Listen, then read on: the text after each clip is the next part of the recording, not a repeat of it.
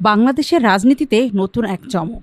BIGD এর সর্বশেষ pulse survey বলছে ১৮ থেকে ২৭ বছর বয়সী তরুণদের মধ্যে সবচেয়ে জনপ্রিয় রাজনৈতিক দল এখন বাংলাদেশ জামায়াতে ইসলাম। জামাত ১২%, বিএনপি ৯%, আওয়ামী লীগ ৭%, এনসিপি নাগরিক পার্টি ৪% এবং সিদ্ধান্তহীনতায় ভুগছেন ৪৮%।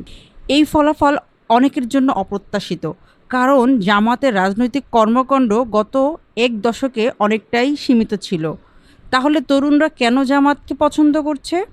মূল কারণ ইসলামী ছাত্র শিবির।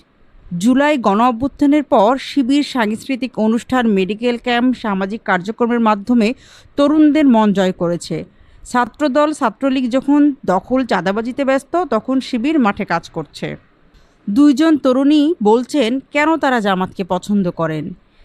শিবিরের কাজ দেখে মনে হয় ওরাই দেশের ভবিষ্যৎ। এবার চলুন দেখি বয়সভেদে সমর্থনের বিশ্লেষণ।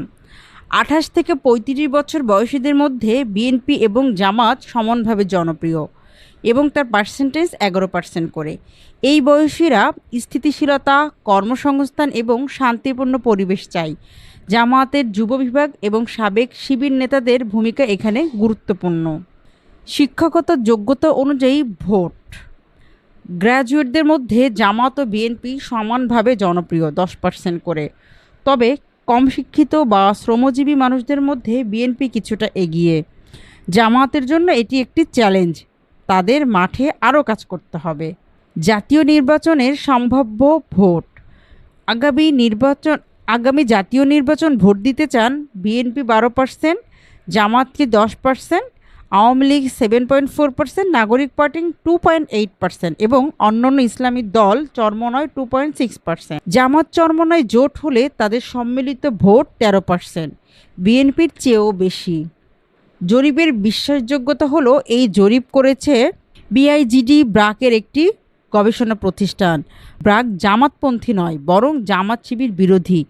তাদের মাঠের এই তথ্যই এই জরিপে উঠে এসেছে।